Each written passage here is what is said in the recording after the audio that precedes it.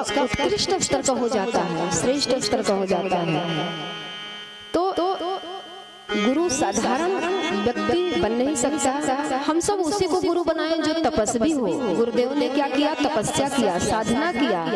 और गुरुदेव के अंदर वो साधना है, वो तपस्या है, वो ऊर्जा है कि किसी एक व्यक्ति को नहीं, संपूर्ण विश्व को एक निर्दिष्ट दिशा की ओर ले जाने में समर्थ है। तो उनको गुरु बनाया जाता है जिनके पास तपस्या की पूंजी हो। और बिना तपस्या के हम क्या कर सकते हैं? किसी संसारियों को गुरु बना लेंगे तो फिर वो किसी को क्या दे पाएगा? वो किसी को कुछ दे नहीं सकता, क्योंकि आज इस वातावरण में जो मनुष्य है उसका शरीर तो स्वस्थ हो सकता है लेकिन मन बीमार है। मन और अंतःकरण हमारा बीमार है। तो ऐसी स्थिति में हमको संसारिक इंसान से सहायता नहीं मिल सकती। इसीलिए हमको आध्यात्मिक गुरु की आवश्यकता होती है जो साक्षात मनुष्य रूप में आकर के समाज में एक ज्वलंत उदाहरण स्थापित करके चले जाते हैं और हजारों लाखों लोगों का कायाकल्प करके चले जाते हैं। तो ऐसे ही महान गुरु के संरक्षण में आप सब बैठे हैं। आप सब परम पूज्य गुरुदेव की शक्ति जिनके संरक्षण में आप सब बैठे हैं, उनकी शक्ति को कुछ शब्दों में समेट पाना संभव नहीं है। ऐसा नहीं है कुछ शब्दों में। ये समझ लो कि हम सब तो एक छोटे से प्राण की तरह हैं और परम पूज्य गुरुदेव जिनकी फोटो लगी है वो क्या है? वो महाप्राण है। हम सब तो एक छोटी सी बूंद की तरह है, लेकिन परम पूज्य गुरुदेव समुद्र की तरह है। अगर एक छोटी सी बूंद जब समुद्र में मिल जाती है तो अपना अस्तित्व मिटा देती है और वो भी समुद्र बन जाती है। परम पूज्य गुरुदेव क्या है? समुद्र है और हम सब एक छोटी सी बूंद हैं। जब एक छोटी सी बूंद समुद्र में मिलने पर अपना अस्तित्व मिटा देती है और वो भी समुद्र बन जाती है। तो जब हमारा छोटा सा प्राण महाप्राण के साथ जुड़ता है तो फिर हम उज्जवल भविष्य की ओर आगे बढ़ते हुए चले जाते हैं। हमारा अस्तित्व तो बड़ा कमजोर है, लेकिन परम पूज्य गुरुदेव ऊर्जावान है, वो शक्ति के स्रोत हैं, वो शक्ति के उद्गम केंद्र हैं। और ऐसे ही महान शक्ति के साथ हम सबका रिश्ता है। तो ऐसी श्रेष्ठ शक्ति के साथ हम जुड़ेंगे तो फिर हम हर दृष्टि से नफे में ही रहेंगे। इसलिए सर्वशक्तिमान से जुड़ने की आवश्यकता है। गंगा ने हिमालय के साथ रिश्ता जोड़ा तो गंगा को कभी थकने और रुकने का नाम नहीं आया। गंगा अनवरत इस धरा भूमि पर विचरण करती हुई अनवरत कई वर्षों से युग युगांतर से इस धरती के पापों को, लोगों के पापों को धोती हुई चली जा रही है। लेकिन गंगा को कभी थकने और रुकने का नाम नहीं आया, क्योंकि गंगा का जो संबंध है वो कहाँ से है? वो हिमालय से है। गंगा का जो उद्गम केंद्र है वो हिमालय है। तो गंगा को सूखने का नाम कहाँ आएगा? गंगा तो अनवरत लोगों के पापों को धोती हुई चली जा रही है। तो हमारा संबंध कहाँ है? हमारा संबंध परम पूज्य गुरुदेव की शक्ति से है। परम पूज्य गुरुदेव शक्ति के क्या है? उद्गम केंद्र है। और जिस महान मंत्र को देकर के गुरुदेव ने हमको चले गए, हम सब सुनते सुनते गुरुदेव की कथाओं को भूल जाते हैं कि जिस महामंत्र का ध्यान करना जो जीवन का स्वर्ग है, जो जीवन का अमृत है, परम पूज्य गुरुदेव ने गायत्री जैसे महान मंत्र की दीक्षा हर व्यक्ति को दी। और प्राचीन काल में जब वेदों को पढ़े, शास्त्रों को पढ़े, तो उसमें पाएंगे कि गायत्री महामंत्र की दीक्षा पाने के लिए लोगों को गुरुओं के पास भटकना पड़ता था, बार बार जाना पड़ता था। लेकिन उनको ये कह करके वापस कर देते थे कि अभी आपके अंदर वो पात्रता का विकास नहीं हुआ है। जब पात्रता का विकास हो जाएगा तब आपको दीक्षा दी जाएगी। अभी क्या करें? अभी राम हरे कृष्ण की दीक्षा ले लें। एक शक्ति की दीक्षा गुरु दे देते थे, लेकिन 24 शक्तियों की दीक्षा किसी गुरु के अंदर इतनी शक्ति नहीं थी कि वो दे सके। लेकिन परम पूज्य गुरुदेव ने क्या किया? गायत्री जैसे महान मंत्र को हम सबको दिया। इसलिए कि हम सब का अस्तित्व कमजोर है, हमारे अंदर कोई शक्ति नहीं, लेकिन गुरुदेव ने कहा कि हमारे अंदर वो शक्ति है। हम संपूर्ण विश्व को, सिर्फ भारत ही नहीं, उन्होंने कहा कि संपूर्ण विश्व को धर्म की ओर ले जाएंगे और धरती पर स्वर्ग का अवतरण कर देंगे, मनुष्य के अंदर देवत्व का जागरण कर देंगे। इतना महान संकल्प कोई ले सकता है क्या? जिस संस्कार को गुरुदेव दे करके चले गए, जो संस्कार लुप्त हो गया था, जो ऋषियों की बनाई हुई परंपरा थी, गुरुदेव ने उस परंपरा को फिर से लाने का प्रयत्न किया। कितना असंभव कार्य करके गए, जो मानव अनुमान से परे है, उसको बताया नहीं जा सकता। 5 दिन की कथाओं में तो आप सबको बहुत कुछ बताया जाएगा, लेकिन महत्वपूर्ण ये नहीं है कि आपने कथा सुनी, महत्वपूर्ण ये है कि गुरुदेव का श्रेष्ठ विचार कितनी मात्रा में आप सबने धारण किया।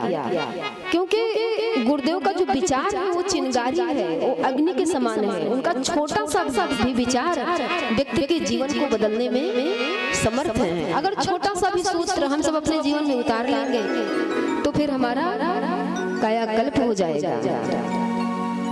तो परम पूज्य गुरुदेव जो दे करके चले गए उसको कोई दे नहीं सकता। हम सब तो अनगढ़ थे, हमारे अंदर की अनगढ़ता को दूर कर परम पूज्य गुरुदेव ने हमको क्या बनाया? हमको इंसान बनाया। मनुष्य भी ये समझ लो कि हम सब एक अनगढ़ किस्म के पशु ही तो हैं, लेकिन गुरु की कृपा से क्या होते हैं कि जब हम ध्यान करते हैं, साधना करते हैं, यज्ञ करते हैं, तो क्या बन जाते हैं? फिर देवता बन जाते हैं। जैसे लोहा अनगढ़ स्थिति में पड़ा रहता है तो क्या होता है? उसमें जंग लगा रहता है, लेकिन जब उसी लोहे को उठा करके किसी कारीगर के हाथ में दे दिया जाता है तो उसी लोहे से बड़ी बड़ी मशीनें, बड़े बड़े यज्ञ तैयार हो जाते हैं। उसी तरह से हम सब एक अनगढ़ किस्म के पशु ही हैं, लेकिन गुरु की कृपा जब बरसती है तो मानव से महामानव बनते हुए, देवता बनते हुए हम सब चले जाते हैं। हमारे अंदर के कुछ संस्कार अनगढ़ता को दूर कर देते हैं। हम सब क्या हैं? लोहे के समान हैं। हम लौह खंड ही हैं, पारस हमें बना दो। गुरुदेव से हम प्रार्थना करें, ये हमारे अंतर मन की भावना है। गुरुदेव के सन्मुख 17 साल से बैठते हुए आए हैं, तो उनसे मन से प्रार्थना करें कि गुरुदेव हम एक अनगढ़ लोहे की तरह हैं, हमारे अंदर कितना जंग लगा है। आप अपनी तपस्या की भट्टी में गला करके, ढला करके हमको प्रखर बनाइए, सोने की तरह बनाइए।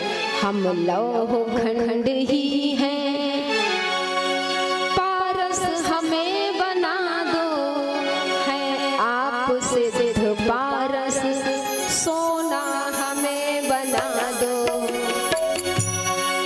हम लौह खंड ही हैं, पारस हमें बना दो, है आपसे सिद्ध पारस, सोना हमें बना दो।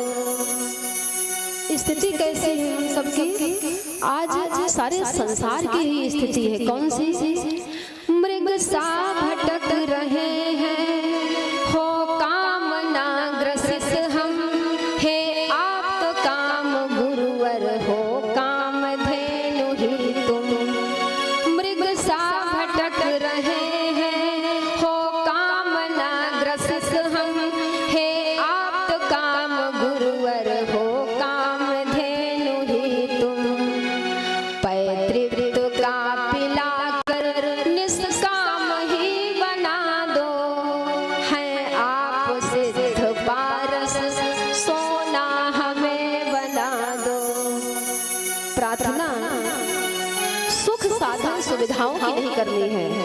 ऐसा नहीं है कि हमको गुरुदेव से मांगना है, सुख साधन सुविधाएं नहीं मांगना है।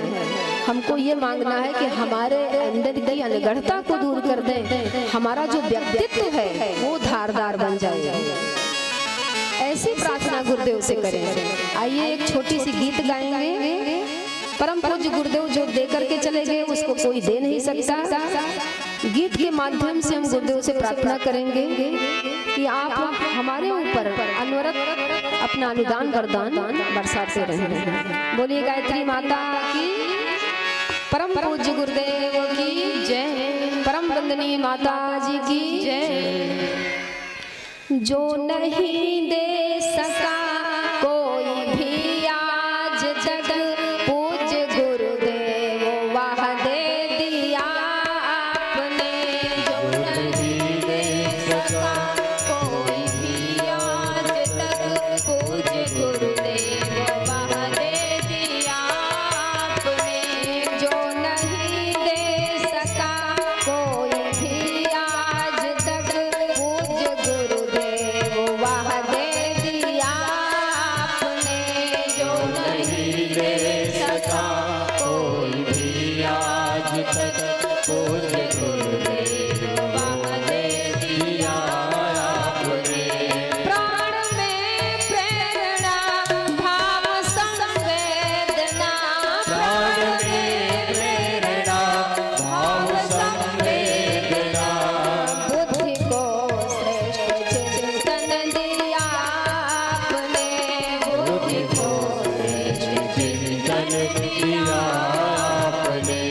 जो नहीं दे सका कोई भी आज तक पूज्य गुरुदेव वह दे दिया आपने। जो नहीं दे सका कोई भी आज तक पूज्य गुरुदेव वह दे दिया आपने।